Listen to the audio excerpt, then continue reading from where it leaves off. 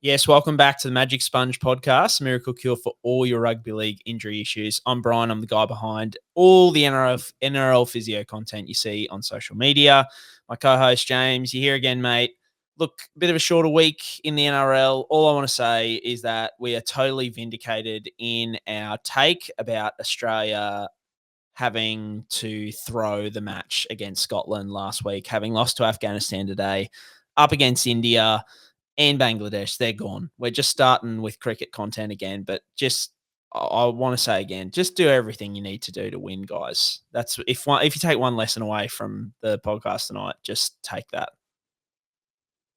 Well, to use a cricket term, Brien, they've absolutely gas trucked it, to use that terminology. They've absolutely taken the gas here by keeping England alive and ending up in a group that they're pretty much going to get spun out of by the look of things, or barring some monumental performances soon. So, yeah, a bit of a shame because they've got a team that would go close to getting it done. So it might be a bit of a rough one there. Like you said, short week though, Brien, but bye week footy's good.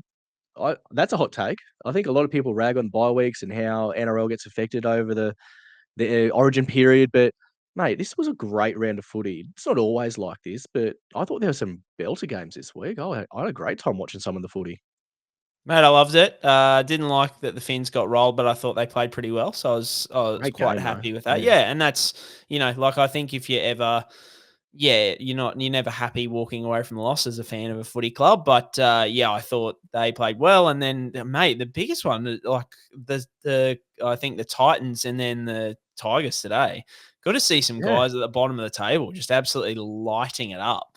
Against two teams who probably don't have that many players or any players, many players missing for that Origin. I think the Wars, they've got Capewell and Barnett, but they're not going to be, 60-point differences. And then the game today. So, yeah, good to see some of the bottom guys, not for my tips, but good to see some bottom guys going well, which is good. Look, guys, we'll get straight into it. As always, we're on YouTube.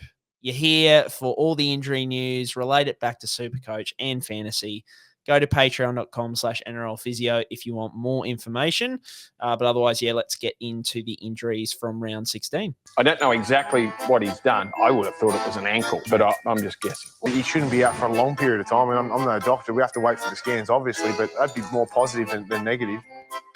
Round 16 wrap and Origin preview, Brien. We're going to start with the Origin boys first. So as we'll kick off things, Selwyn Cobbo, he was not named for game 2 by Billy Slater. Mention of getting needled up with an undisclosed injury there. So I don't know if you got any more news on that. But the other ones to speak to are Jeremiah Nanai, who's been reported as maybe a calf concern leading into the game, and Liam Martin with a toe injury for the Blues there. On the Selwyn front, Brien, I haven't heard too much about why he wasn't selected. I don't think Billy Slater's ever going to give it away. I think he's played his cards pretty close to his chest there, as he always does with the media. Have you heard anything a bit more specific about Selwyn? Yeah, no, they didn't go into it.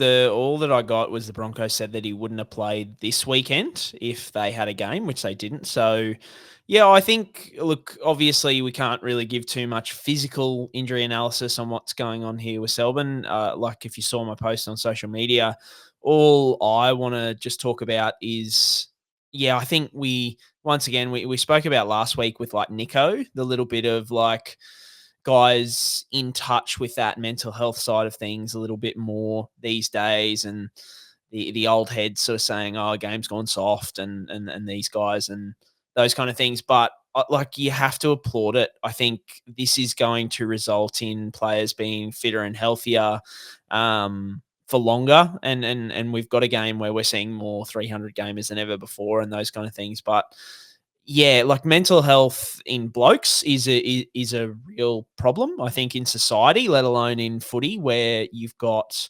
you've got an environment where toughness and these kind of things are lauded and they're celebrated. So to have a player to be able to come out not only to his Broncos coach but to the Origin coach, because by all accounts, Billy was pretty happy to pick him after his performance in game 1, which was really good. But he sort of came and said, look, I'm just not in a good headspace. I'm dealing with these injuries. And we spoke, I mean, we did a lot of interviews with players sort of when we first started out this podcast. And like talking to the players, and I'm sure there's people listening who know, the mental hardship that they go through when they have injuries, and particularly long-term injuries as well. And then having to push through that pain day in, day out. I mean, I see it at my job all the time, and especially working in, hospital where you're dealing with a lot of chronic pain. I'm sure you do too. So yeah, I just think it was really, really good for Selwyn to sort of come out and say, yeah, look, I'm just not in the right frame of mind at the moment. I need to prioritize myself, and no one would bat an eye if he did that because of a physical ailment. And while players have to be tough in this setting, being an NRL player, yeah, I just think it's something that hasn't happened a lot in the past, seeing a player prioritize themselves like this. So yeah, I just wanted to applaud that. And I mean, yeah, I'll throw to you really quickly before we go through the other two, but I'm sure you see a lot of this, the mental battle behind pain and chronic pain, or pain that's ongoing, and it's just not a nice thing to have to go through. A lot of times it's hard to differentiate. Sometimes, Brian, like the chicken or the egg, where, depression or anxiety or, psychological trauma, complex PTSD or persistent pain, which is the starter, which is the fuel on the fire, which is, when one happens, the other happens with it. It's a two-way bi-directional relationship a lot of times. And I think in Selwyn's situation, we don't know too much about injury or, what is happening from a mental health perspective. But I think if he just needs that break to heal, then that's more than fair. People aren't robots. You can't just keep trotting them out and expect full, athletic output all the time if they're a bit underdone. So I think if he's underdone and he's not going to be in the best physical or mental frame to give his best for Queensland, I think that's more than fair. And I think good that he can have that chat to Billy Slater as well, probably with the target of Game 3 back in Brisbane, I would say. I don't think there'd be any, you know, hesitation by Billy to pick him back in Game 3 either, Brian. If he's all good between now and then, I think Billy will pull the trigger. Wouldn't you agree? Yeah, well, I think it's probably a situation where if Selwyn came back, like he'd have to ask Selwyn the question of how are you, in your headspace. And I think the fact that Selwyn has shown here that he's willing to, admit that he's not okay. I think if Billy comes back to him and he says, yeah, I am okay, then Billy's gonna, there's more more to that, and kind of believe that a little bit more. And look, I know I say this sitting here with with a Queensland jumper on. I saw a lot of comments being like, if this was Latrell, it'd be plastered. And look, I totally agree with you in a lot of fan comments and stuff like that. Latrell brings out the worst in a lot of comment sections, particularly on Facebook. But certainly from my perspective, I don't care what state people are from. It's good to see. I mean, we spoke really kindly about Nico last week and how he deals with that mental health side of things too. So I think across the board, outside of team or allegiances or whatever, it's just really good to see, players prioritizing those kind of things. Now we will go on to a bit of state-based shithousery because, mate, somehow Jeremiah Nanai has overcome what must be named the most major of calf injuries we've ever seen to somehow, suffer on Wednesday, but then by Friday be okay. So absolute miracle stuff in Queensland camp as per usual. Still, as always, must be considered underdogs because if Jeremiah Nanai is going to be going out there on one leg, running around, that's going to be tough for Queensland to win.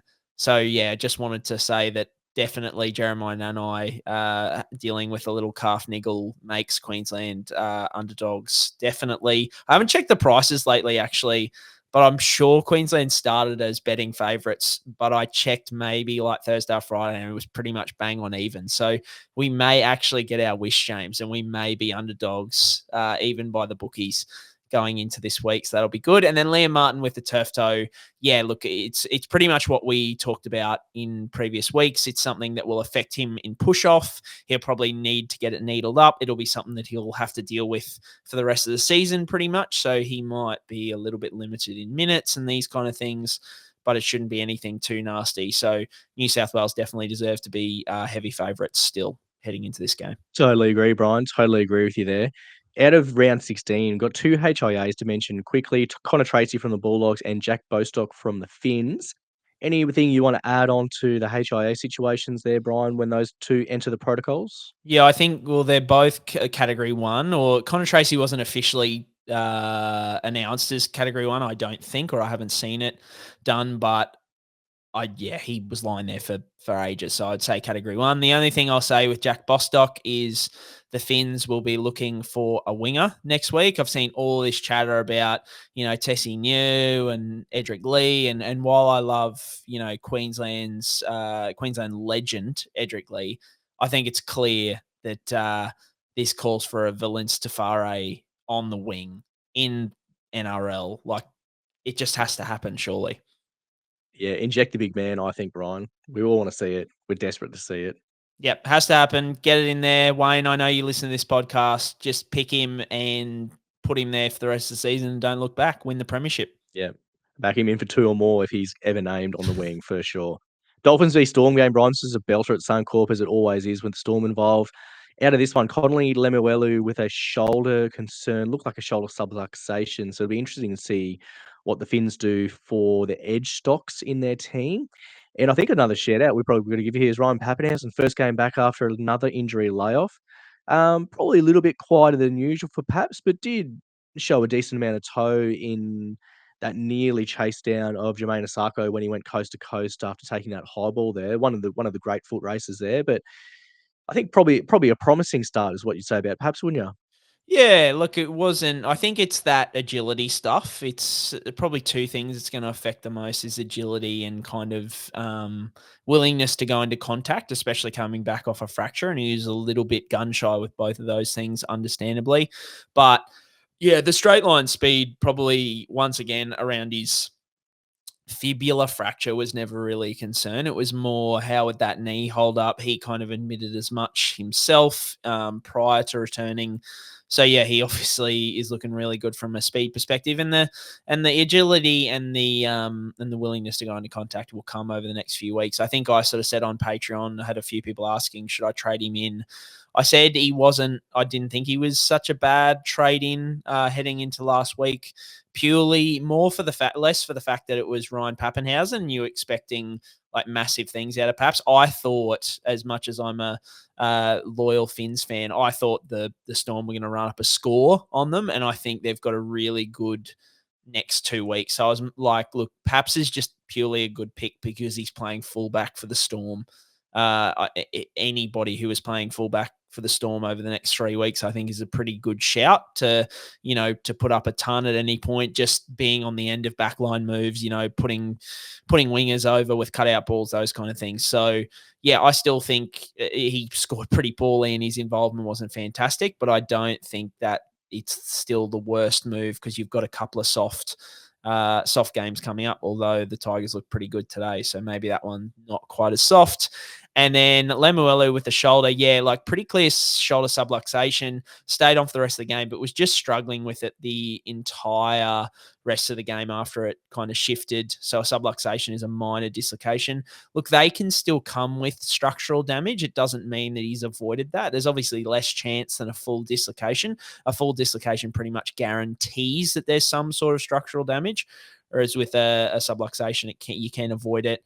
Usual return to play for a subluxation is 1 to 3 weeks. In worst case scenario, it's a bit like the dislocations in that it can require surgery, but you'd be hoping you can put that off to the off season. But yeah, 1 to 3 weeks. The Finns were kind of talking like he'd be fine for next week, or that he thought he would be. But yeah, I think that'll be interesting to see how it goes. I'm certainly not counting him in as like a certain starter for next week. Look for TPJ on the edge is the good source here. Get him in there for 80 minutes. Oh, can we talk about that? Savita Pangai. Yes, can we talk about it? Of course we Come can. on. Of course we can talk about Brian. Give away from that. Oh, Jesus. He's my favourite SuperCoach player of all time. Of course we can talk about him. Well, James, you good. go, because this is your boy. It was really good. Like, I think minutes is always going to be a bit of a struggle. I don't think we'll see exactly what's going to shake out there because Bostock got concussed in like the 7th minute or the 3rd minute, or like it was early doors anyway. So the whole rotation is a bit of a mystery there. And he was on a 4-forward bench. So it makes it just that little bit less attractive from SuperCoach point of view. When you see 4 forwards in there, you struggle sort of see how many minutes he's going to get there, barring injuries within game. But I thought there was promising things. There was all the things we love to see from Tavita. There's big ball carries, there's big contact, there's offloads deluxe. I thought he hit all the Tavita KPIs from my point of view. So he's someone I'm watching On very, report, very on closely report now, after Brian. 3 minutes, Yeah, but that was a Oh, tiny mate. bit of a G up, but it was still good. I was still really riding it. I was into it big time, big time, big time. How are you going as a Finns fan? Seeing Yeah, TVJ mate. line up. I Look, think it's Wayne's the ticket here, Brian. Like, if it was any other club, I'd be like, no chance. But because it's Wayne Bennett, I'm like, but there is a chance. There is a chance here that this thing can work. What do you reckon? Yeah, mate. Look, I think outside of the obvious concerns around club morale and what he brings with all the weird, wonderful things DeVito's had at clubs in the past, I think on-field stuff, yeah, like he's just an excitement package. Sometimes in a way that is detrimental to the team, but yeah, hopefully Wayne can kind of keep his head on his shoulders. Well, look, we need middles. It's that simple. I mean, missing Flegler and Tom Gilbert and Yeah. Flegler. Yeah, like we just need middles. We need somebody to come in there because the Finns are in around the top 8. I'd love to make the top 8 and play finals footy in our second season. And I think Tavita can help out there for sure. So from a SuperCoach perspective, I think we were talking him up a fair bit last week. I didn't expect him to get named on a 4-forward bench. I think while he's on a 4-forward bench, I'm a little bit more hesitant, and I'll talk about my trade plans later on. But I'm definitely more hesitant. That 4-forward bench, even with him being himself, it just kind of kills it a little bit for me. But I'm hoping that especially after. Because I've said this so many times on Twitter and we've talked about it in the past too, just the damage that, and Scott Bailey on Twitter's got so many good stats on this, but it's like if a team loses an outside back before halftime to HIA or to injury, they're pretty much cooked. Like I think they've won, it's some ridiculous stat, but it might be 3 in 20 games or something they've won. Let's just ballpark it. So teams have just got to have someone on the bench who can be a bit of a utility these days, I think, because you just get cooked if you don't have somebody on the bench. Bostock happened and it was never going to work for the Finns, was it? Despite them playing out of their skin, if they just had an outside back on the bench, if they had Tessie New on the bench, just to cover a few of the backline spots, it's a different story, isn't it? So I agree with you on that point of view. We'll move on to the Titans v Warriors game. I don't think any rugby league fan would have seen this coming. I don't know what happened to Warriors, whether they got stuck on a Jetstar flight in the Bermuda Triangle. What the hell happened then? They didn't rock up at all. Out of this one, though, Shaun Johnson with a hamstring concern, and Jayden Campbell's been reported as hand swelling. Sounds a bit suspicious for a fracture, Brian, doesn't it? Although he played very, very well. Kicked 11 from 11, if you don't mind. I mean, Jayden Campbell had a day. What are the Titans going to do there in SuperCoach for fullback and 6 moving forward? This thing just gets murkier week to week, year to year. It's wild. It's absolutely wild. Yeah, mate. They've got 3 really good fullbacks to fit into a fullback spot and a 5'8" spot, really. I think there's been talk AJ Brimson, and we are big, hashtag AJ Brimson's a fullback guys on this podcast. We think AJ is a great fullback. Look, the Keeney and Jayden Campbell are going to make it hard for him to come back at fullback, I think, especially coming off something like a significant groin issue where there can be some performance implications with that. So, look, I'm not sure. I think maybe AJ goes to, he'll probably go to 6. I mean, if Jayden Campbell's out with his hand issue, but maybe centre just to start off and see how he goes. I will talk about the Campbell hand injury here. They've said a lot of swelling. The physios were worried about a potential small fracture or a burst blood vessel. Mate, if it's a burst blood vessel, go out and buy the biggest lotto ticket you can, because if you get away with a swollen wrist blowing up and it from contact, which it was, I found the mechanism today. Yeah, if it's a burst blood vessel, you just that I've just never heard of that happening in NRL circles, and maybe in my professional career, maybe once or twice, if that. Like, I can't even think of a specific instance off the top of my head. So it's very worrisome for a fracture or like some sort of ligament tear. The biggest thing I will say, though, is that even if there is a fracture there, we've seen with Lockie, the 5'8" from Galvin, Tigers. yeah. Yeah, Lockie Galvin, that if the fracture's in the right spot, you can play through it. So, yeah, you just have to be hoping it's in the right spot. And I would say in the right spot probably only happens once again in probably 10 to 20% of fractures. So about 80 to 90% of fractures are going to miss at least 4 weeks. So for anywhere from sort of 4 to 8 weeks sometimes. So hopefully it's not one of those. But I think if you're a Jayden Campbell owner, you'd be very, very thankful or very, very lucky if he doesn't miss, more than a month or a month or more. And then Shaun Johnson with the hamstring, mate, like the SJ hate is immense at the moment. It's a post that I threw up. I didn't see the game live yesterday, so I went back and reviewed it sort of late last night and put something up. Yeah, he was dealing with a hamstring injury. Man, people are jumping all over SJ, the guy who should have won the Dally M last year, should have. Far out. Like, men can cop an absolute pasting. So poor old SJ. I think the concern here is the fact that he's had so many hamstring and calf issues in the past, and he's had some issues with his lower back. So, yeah, that can go either way. It's a bit like Jordan McLean. We see Jordan McLean on the list so often. It can be just something minor, and he comes back next week because it could be to do with his lower back rather than like a hamstring specific issue. But, yeah, I mean, when you arguably, they said, CHT and Tamare looked good in the halves. Do you give SJ a couple of weeks to try and rehab and get things right and then bring them in? That'll be an interesting call. But yeah, I mean, have you ever heard of a burst blood vessel, in any of your patients causing massive hand swelling, mate? No, can't say I have, to be fair, Brian. I just would never have seen that come through. So I think you'd be right. I think it'd be a lotto ticket sort of scenario if there's a fracture that's ruled out.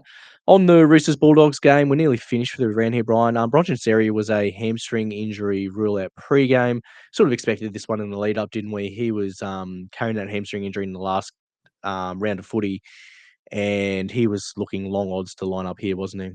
Yeah, it just shows you in these guys who Bronson Xerri, relies on his speed so heavily. It's really tough to come back from them in, a quick amount of time. I was really impressed with Dom Young being able to do what he did in this game, coming back off a hamstring niggle from, it was 10 days ago or something like that. So really, really impressive. But yeah, just shows you with these guys, it's a bit tougher. And then I will mention quickly on Jacob Preston. He was really close to being named for this week. So the Doggies are pretty confident it'll be round 17, but if not, round 18. So yeah, he's looking like he'll be back really soon. That's good news. That's a good update for Jacob Preston. Bunnings versus Manly, no injuries out of this one. And then the Tigers-Raiders game today. So Justin Olam was a pre-game rule-out with a knee injury that he's been managing. And I think the other one we need to shout out is friend of the show here, Brien, Adam Doueihi. Third knee reco, came out, intercept, 80 metres, hand in the air. Pretty good rugby league stuff, isn't it, when you see that happening on the footy field after all that time? And maybe centers his spot there for a little bit of time while he gets all the way back from his third ACL. Maybe that's the play for Adam Doueihi. He can certainly hold down a spot there for the Tigers, and they're lacking in that position, aren't they? Yeah, mate, I think we're getting a bit sentimental on the show tonight, talking about Selwyn and his mental health and now Doueihi. But yeah, just, it shows you, for anybody out there who's listening or who has been through persistent injury struggles, like 3 ACLs on the one knee.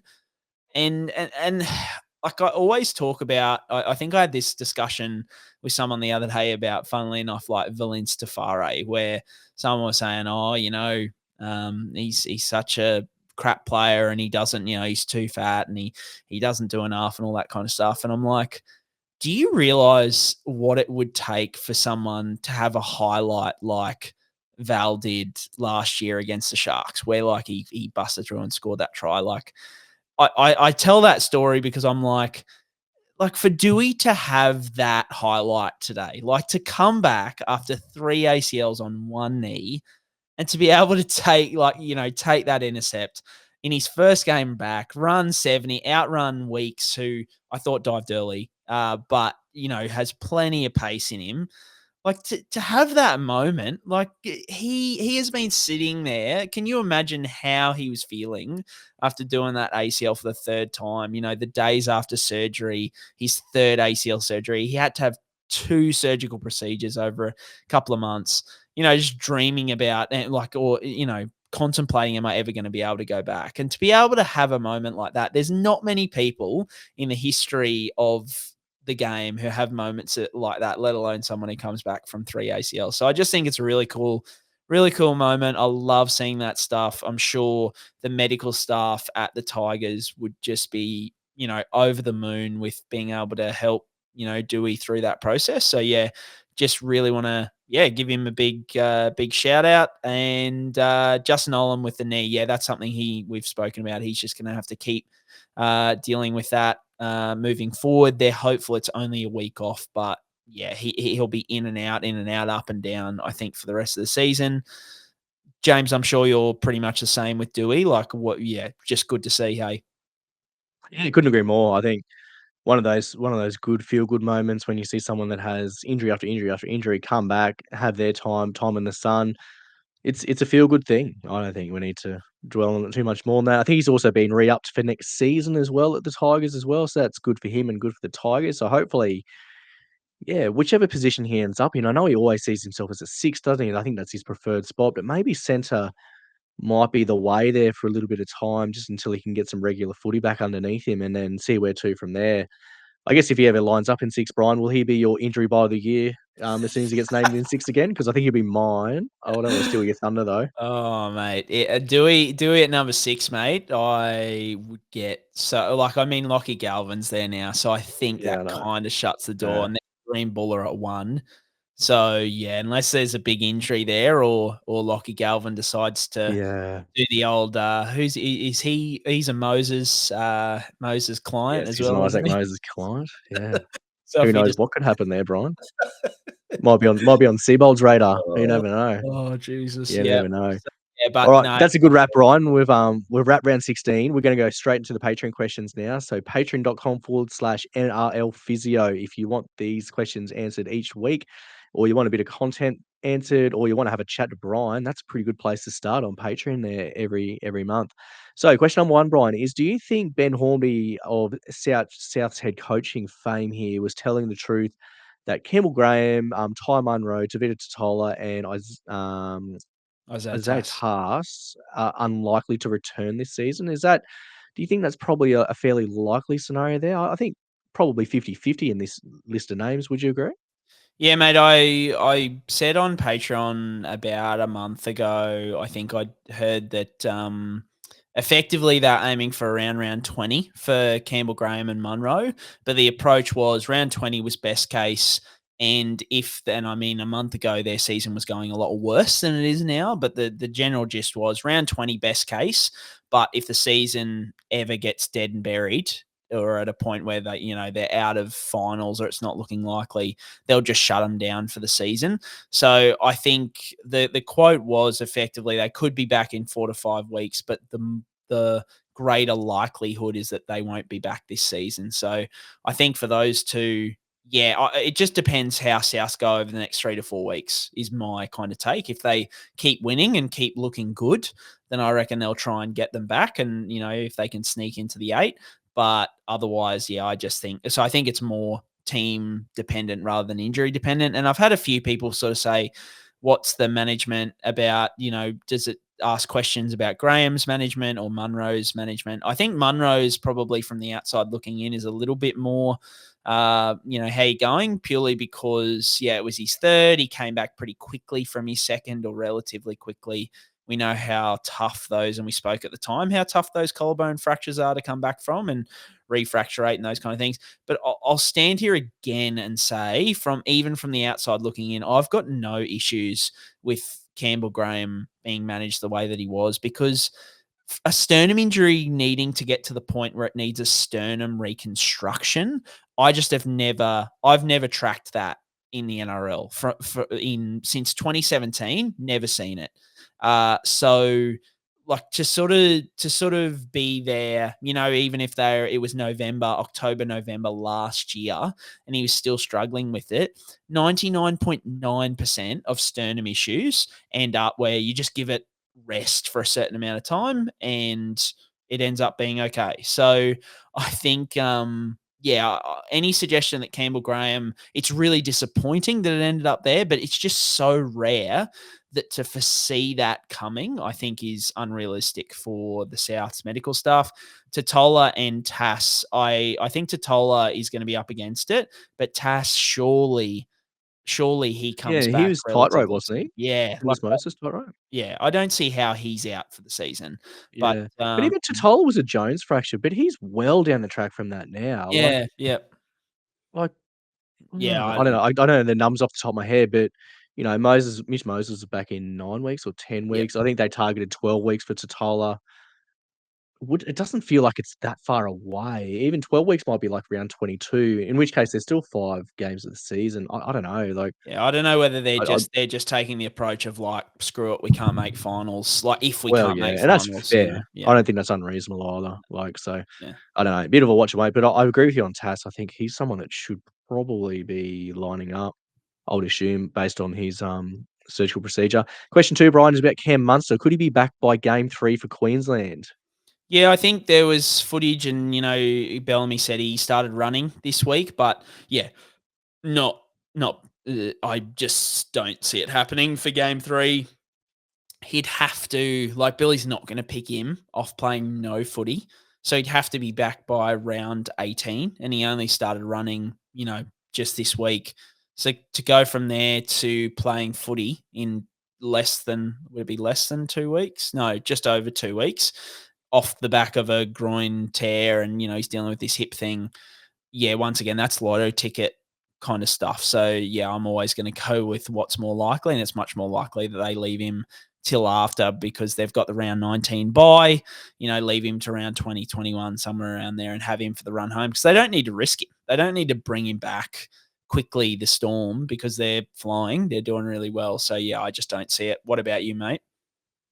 Well, they're running first, so they've got the luxury there that they've got a few games in the bank. They're probably going to be a top 4 team regardless, looking at where things sit from a ladder point of view. I think from memory, I'll just have a look on the ladder at the moment. So they're 2 points clear at the top, and they've got 1 bye in the bank as well, which I think is in round 19 for them, like you said. So pretty handy spot to be honest. I think the Roosters are 4th on 20 points, so they've got a 3-game sort of lead there on there. So, and I think the next 2 weeks they've got Canberra and West Tigers into the bye. So if they go bang, bang, bang, they could be well and truly up the tippy top there. So they can give Cam as long as he needs, so he's flying by finals time. Question number 3, Brian, was in a game like the Saturday Sydney game for the Roosters versus the Bulldogs, all the wet weather, does that take anything out of players, or is there really no other things we need to worry about in terms of recovery or injuries or anything along those lines? Yeah, not huge. Like, I think, I've kind of said in the past that the wet weather could have it could have been a contributing factor to the increase in hamstring injuries this year. But that game in isolation, like the players aren't going to pull up from that insanely sore or tired or anything like that. It's more, when I was talking about that, it's more like an accumulation over time. So if you have 6 wet weather games out of 8 weeks of footy, then that can have an accumulation factor. And then it's not just the games, it's also training during the week as well. So if they're training in rain, those kind of things. So yeah, the game in isolation, not so much, but more like persistent wet weather can have a bit of an effect, is the way I would answer that. Question 4, Brian, is about your prediction for Wednesday's game for State of Origin. And then the 2-part question of this is, what do you reckon about Cody Capes getting a run in the 17 by Billy Slater? What are your thoughts on that? Mate, I'm going to be, I will start this by saying, in Billy we trust. We always say that as Queenslanders. Of course. But part 2 to that is, like, did you watch David Fafita yesterday? Because what do I think? I love Kurt Capewell, absolute Queensland legend, has played in some like the 2020 series. He was instrumental in some tries there, the worst Queensland team of all time. playing in the centres, like those kind of things. So he provides some utility value. But I'm sorry, like any of this like Billy stuff of like, oh, Dave's got to go back and work on his form, and it's just rubbish at this point. Like Billy has something against Dave. I don't know what it is. I don't like there has to be something that Dave has done that doesn't sit well with Billy, but you cannot sit there and tell me that Kurt Capewell is in better nick than Dave Fafita. And I don't understand it. I won't understand it. So yeah, so like I'm all good with a Queensland legend coming back in and him playing. Legends may be a bit strong, but a great player over the last few years. But yeah, like just pick Dave Fafita. My God. Predicted result. Look, I think the plucky underdogs, the Queensland Maroons, can get it done. I'm going to say in a close one this time. I think the first one, yeah, obviously the 12-man thing had a big impact on the I guess the score line in terms of how big the gap was. But yeah, the underdogs to get it done in a close one. What about you, James? How do you feel about Cody Capes, and what's your prediction? Yeah, I'm pretty much in agreement with what you said about Dave Fafita here, Brian. I tend to think, with whatever the inherent flaws are with his non-selection, I think you can look at what Billy's been able to do with Jeremiah Nanai. Jeremiah Nanai is not a notorious 80-minute high-effort player for the Cowboys. He's only young in his career, granted, but he had 48 tackles game one. He was everywhere on the field. He was making second efforts. He was really, really good and really sound.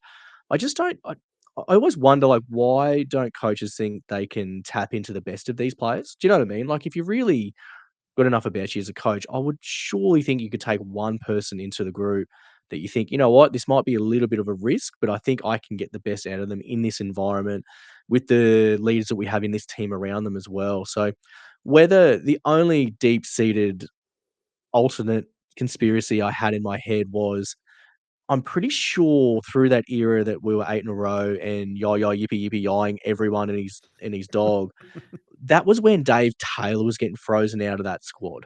Because Dave Taylor probably had a fairly good case to be in the top 17. He had a few games here and there, but we picked a variety of other players that were far less heralded than Dave Taylor. So I wonder if there's a bit of residual there from Billy back in the day, thinking like, this person who might have an error in them that defensively or effort sort of areas, I don't know. That's all speculative. But maybe there's a bit more history there than meets the eye, or maybe something's eventuated in the last 12 months because Fafita played all 3 games last year and played well. So I just thought, yep, this is the time. He's locked in. This will be what we do moving forward. So I was pretty surprised about that. The other one I would say, Brian, is like when Dane Gagai sits in 18, I just want Origin Dane to make the 17 bad, like real bad. I want Billy just to tap him on the shoulder in the 60th minute and go, Origin Dane, I need you to rip and tear for 20 minutes for your state, for the people of Queensland who have been subjected to natural disasters in our whole existence. This is for the state. This is for the people. Origin Dane, give me your best. Flick him into Origin mode from Newcastle mode and just watch him go ballistic. I would love to see that just for Origin spirit, for Origin Dane, probably more so than Felice or Cody Capes. In terms of the result, I will say I'll go 22-18 Queensland. Bias, whatever, deal with it. I just think if Reece Walsh doesn't get his head taken off, I think he cashes in 2 try assists at least. I think we'll see I don't think we've seen the best of him at Origin level quite yet, but he's certainly had moments in big games. I really hope that this one is the game that he puts it all together and he can lay on a couple and be the difference in terms of the attacking structure that we have, because I think that's a part that New South Wales lacks a lot, is that sort of, that attacking shape, that attacking structure, that ability to make, a small chance into a try scoring opportunity. That's what Reece Walsh does better than anyone else in the comp. So I'll back him in for player of the match as well off the back of that. Last question, Brian, is about an NFL related one. So we're going cross codes here from the NRL to the NFL. There's a lot of talk about Christian Watson, who's a wide receiver from the Green Bay Packers, and his recurrent hamstring injuries. There's a university over in Wisconsin that's looking into hamstring injuries, some good source in that. I think they got a huge $4 million grant from the NFL in this research as well. So it's big biggies that the NFL is throwing at this regarding hamstring injury and re-injury. Yeah, so I think for those who don't follow the NFL, Christian Watson, he's not like a Tom Trebojevic level star, but he certainly, came into the league with a lot of promise, has had a lot of hamstring injuries derail his, the early part of his career. I guess I want to say, obviously any money being put into trying to figure out especially hamstring issues, which is an injury that plagues not only only the NRL but NFL, soccer, all this kind of stuff. It's great to see that money being put in. I think the thing we were most disappointed with from the reporting of this is that effectively it came back that Christian Watson has found what they call an asymmetry, which means that one hamstring is stronger than the other. So they said the testing found he has an asymmetry, and all the reporting was around he's discovered this asymmetry. He's got it from, it was only 40% as strong as the other one. Now it's 70%, and he's aiming for 90%. And I think the way it was kind of reported was this is like groundbreaking kind of stuff. And a lot of the questions I got asked was, why don't we use this in the NRL? I just want to say that asymmetrical strength, so in other words, one side being out of balance with the other, is like the most basic rehab principle for a lot of injuries, let alone for hamstring injuries. So that on its own just wasn't, it meant nothing to me as a physio. I'm not about to say that I'm anywhere close to the best or the most educated physio in the world, particularly on hamstring injuries. But yeah, that is a very, very basic principle of rehab, is try and get one hamstring to be as strong, if not stronger, than the uninjured side. It's often not possible to get stronger, but you try your bloody hardest, because if there is an asymmetry there, that increases the risk of hamstring injury. So in terms of could that be used to help the hamstring issues in the NRL? Yes, and it already is. It would be my answer. So I have looked into it a little bit more, and there's a few other things going on with the research. I think you had a bit of a read too. So that it's absolutely great and to see more research being done there. But I think it was more, what bothered me at the time was the reporting of one hamstring was stronger than the other. And everyone was like, how are we not doing that? And I'm like, trust me, we are doing that. So I think you had a bit more read into it, James. Is there any other things that they're doing outside of, there obviously is, but did you come across anything interesting? Yeah, not super specific, Brian, but they looked at biomechanics a lot. But again, there wasn't really any guidance about where to and what to for people to do from a clinical implementation perspective. So for you or I, what do we do in the clinic? With this knowledge, there wasn't really anything there. The other thing they looked at a little bit, this is probably earlier in sort of 2021, 2022, was they looked at, I think it was like functional MRI with, people that had injured hamstrings versus non-injured hamstrings, to look at different parts of the brain that were active during, active flexion of the hamstring, to see what the differences were there. Again, what that correlates to in a clinical setting, again, not really very clear. So it's all sort of, I guess, delving into a lot of things. What it means practically for you or I, probably not a huge amount, I don't think, Brian, or for anyone else of the nerds listening along. I don't think there was anything else. Cool, mate. All right, let's move straight along to SuperCoach, mate. I think we just need to lead with you this week and maybe ignore most of what I've done, because I have had probably one of my worst weeks ever in SuperCoach. So people listening along can, revel in my my horror and my misery. But you did really, really well this week. So hit me with what you've done as our SuperCoach expert and what you're going to do moving forward, because we definitely should listen to you a lot more than me this week. I've bounced back from a stinker last week into a good one this week, Brian. So I've really given the boys a stern talking to, and they've turned their performances around for my team. So 1154 is my score. Excuse me. In terms of what I did, traded in Porter in second row to nuff out Joe Chance. That was a good trade, and also got Jermaine Asako in centre wing, which is also a great trade. Seeing him go nearly 100 meters was box office. I really enjoyed that. I captained for Fita, so he was the person I captained, and I VC'd Asako. So I didn't loop Asako. I just thought, well, Fafita's probably going to be thereabouts. And that's how I sort of shaked out my team this week. In terms of plans moving forward, so this week, Fletcher Sharp comes in at fullback for me. My trade-out options are Dallin Martini-Zelezniak, who might be my worst trade-in of all time. I traded him in round 16. He scored 19 and got suspended for a week, so that was an absolute bed shit from me. From that perspective, Nick Meaney is another one that's highly priced, scored pretty average, but he's got 2 good games coming up, so he's probably not a trade until round 19. And then Isaac Tungo, he's the one we mention every week there, has been a possible trade out. The only other ones maybe is a centre wing upgrade. Mulatalo, Greg Marzio are the ones I've got my eye on with round 19 cover there that have fallen in price that look pretty attractive. Still got Sam Walker in my squad, Brien, which is doing really good things for me.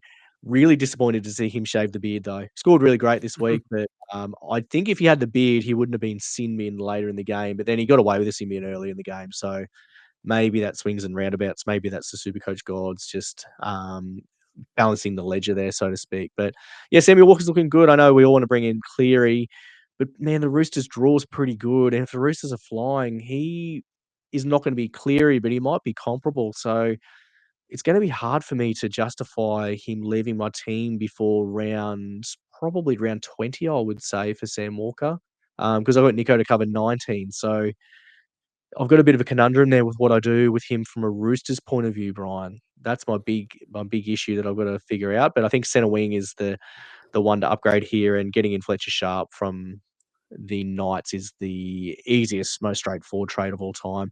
What are your plans, Brian, in terms of score this week and plans up next and moving forward through the rest of the bye rounds? Yeah, mate. So I, to your point about the Roosters draw, I kind of tossed between Fletcher Sharp all week, but I just went with Teddy. Just happy to lock in Teddy and Latrell in my fullback, and I'm pretty done. Like, I'm happy to just lock them in for the moment. I think like your likes of Turbo, Ponga coming back, Reece Walsh, these kind of guys. Yeah, I can absolutely see justification in getting those guys in, but I'm happy to go away from your likes of Turbo and Ponga have got injury considerations and those kind of things. As much as I love them both and I love their upside a lot of the time, they're both at pretty high prices too. So to bring them back in, you have to spend a pretty penny. So I ended up bringing in Tedesco this week, and I traded in Ruben Porter as well. I'm pretty happy with Porter. Like, I think a lot of people were sort of saying, oh, he's going to be like your Bateman's back next week, and then Papali'i in round 22 or something like that. But ideally, I'd love to have him for 19, but my thing was I just need some bottom dollar guy who's going to get me points and then go away. And that's what I'm hoping happens with him. So hopefully he doesn't even make the bench, would be nice in a full strength Tigers side. I only scored 942 this week. To be honest with you, I'm really happy with my team. Like, it's weird. I look through my team and I'm like, yeah, like it's in a really good spot overall. I just had none of those guys who went huge. Any of the Tigers guys, none of the Titans guys. I didn't have Kiraz. But yeah, like guys like Meaney, who I kind of went all in on the Storm. The Storm and the Rabbits were probably the two. Like, I think obviously the trade to Cody Walker a couple of weeks ago of Lockie Galvin to him is proving to not be a good one. And I looked to this week and I was like, oh, great. Cody, he'll be running the side around. Big win against Manly for the Rabbits. The teams that I expected to go big didn't go big, and the ones that I did not expect to go big did. So yeah, that kind of bit me pretty hard. But yeah, I'm pretty well set up moving forward. I think I've got an 18 or 19 next week with only Harry Grant in Origin, so pretty safe there. Trades wise, I've got like the obvious one of Armstrong to Mulatalo is one that I'm eyeing off. But the one that I think is interesting is potentially Ryan Madison in for Terrell May is one that I spoke about TPJ last week. But I think now with Kelma Tuolangi out for 6 to 8 with his thumb, and then no certainty over Jaman Hopgood either. Like, even if he's named next week, it's, with those, if it's significant enough to rule him out of Origin and say that they were doing further assessments. It's just that risk of like aggravation moving forward. Does he cop a knock and aggravate it?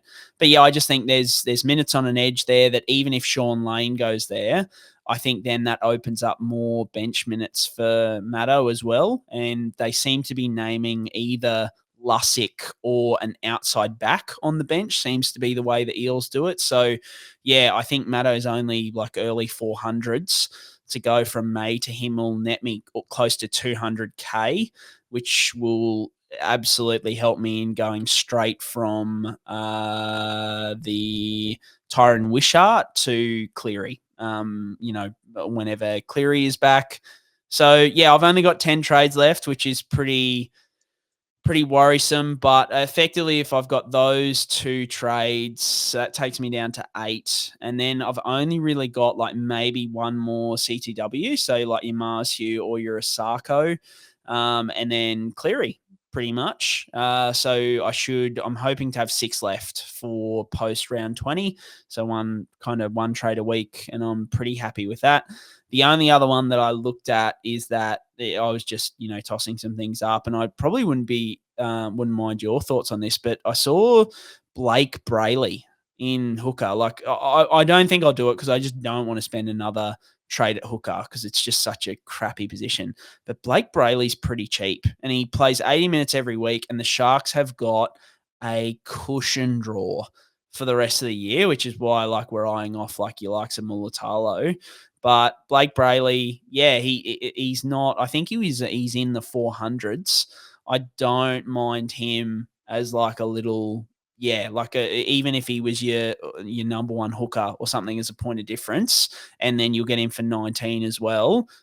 Just for anyone out there who's looking to burn a trade, who has more than 10, which I have, and I'm sure there's plenty of people out there who've got well into the teens. I don't think Blake Brayley's a bad call. What do you think about that, James?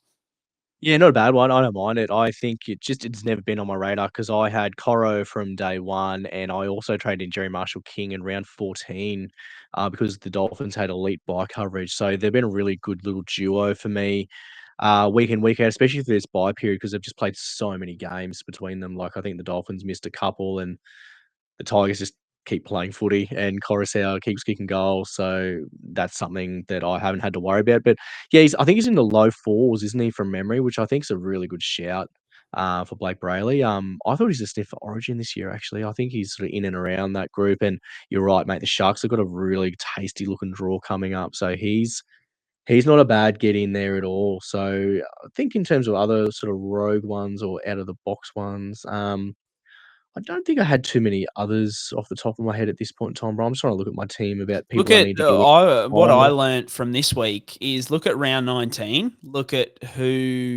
some teams who are heavily favoured to get heavily beaten, and pick some high upside guys in those teams. Because, I would have nominated the Tigers and the Titans to lose the most heavily this week, and they both went bonkers, and all the SuperCoach players in their teams went mental. So I'm like, maybe that's the play. Just have a look at round 19, see who you think, maybe the Knights or someone like that, and you go a Greg Marshall or an Origin Dane or something. Even Manly, try and get Jason Saab or something like that, and hope that Turbo comes back and feeds him. Ruby Garrick's going to shed a lot of coins soon, so he's one I don't have that I think you need to get in your final setups. My thing I'm tossing up is going Nick Meaney straight to Jayden Campbell, because if Jayden Campbell keeps kicking goals, the Titans have shown that they can put up points. And maybe they are a shit team. Maybe they're a good team. I actually don't know. I really don't understand the Titans. I have no good read on where they're at or what they're good for. But you don't just drop 66 without having a bit about you. Keanu Keeney's been just setting it up, lighting it on fire. Cam Pereira is all attack, little defense. Brian Kelly's all attack, little defense. They're just geared to score heaps of points and throw the footy around. So the Titans are a really interesting one. I don't know what Jayden Campbell's break. I think his break even is about neg 40 next week, from my understanding. He gained about 120, so it'll be about 600, I think, in terms of price. So I could go Nick Meaney to him after they come off the bye, but he's one I'm sort of tossing and turning, or maybe a Lockie Galvin straight across to him. I'll be pretty close to as well. just for like the high upside, he kicks goals, attacking stats just coming out everywhere. So I don't know. He's a really high risk one, but I think the ship might have sailed there. I think he would have been a really good one to get in a week or two ago. But Ruben Garrick's the other one I need to get before my final team set up as well, because he's going to roll out. I think he dropped 60K recently, and he's going to roll out a few more. So he might be close to 600 or sub. So I think if you don't have Ruben Garrick, he's pretty highly owned, but I think he's one you got to have towards the end of the year, because Manly's draw is also pretty good as well. With Turbo due back in round 18-ish, I think, Brien. Manly could be flying towards the end of the year. They're right in the mix as well, Manly. So yeah, it's going to be really interesting the next few weeks in Supercoach, Brien. I think between now and round 20, there's going to be a lot of change, a lot of stuff happening. If you've got a few trades, a few more than I have and yourself has, so you might be able to make some pretty big ballsy moves. Yeah, mate, it's not looking good for us on the trade front, but yeah, I think we're both in a pretty good spot with our teams. You don't have too many more to make, so I'm pretty happy with that, mate. That is a wrap for this week. As always, guys, if you like the pod, give us a review. Throw some stars on Spotify or Apple. It really helps. Or just, give us a thumbs up on YouTube or something like that. If you want more info like this, patreon.com/NRL Physio. Otherwise, enjoy Origin this week. Origin 2 down in Melbourne. Hopefully the underdogs can get it done. But yeah, look, either way, I think, it's one of those things. A decider at Suncorp I'd love to go and it'd be a whitewash, but never going to turn down a decider at Suncorp. So we'll see either way. Suncorp's going to be a great Game 3 venue, that is for sure. James, have a good week, mate. Hopefully the Bronx and the Finns can get it back on track next week with some wins. You won't be able to see it on the audio here, but you will be able to see it on YouTube. My mouth is actually watering of the prospect of a decider at Suncorp. That's about as good as it gets in terms of rugby league. But hopefully the Maroons can knock it off and we can win 3-0. That would be even better. My mouth will be watering even harder. So up the Maroons. Hopefully they get home on Wednesday night. We'll see how we go. Love it. All right, guys. Enjoy the week of footy and up the mighty, mighty Redcliffe Dolphins.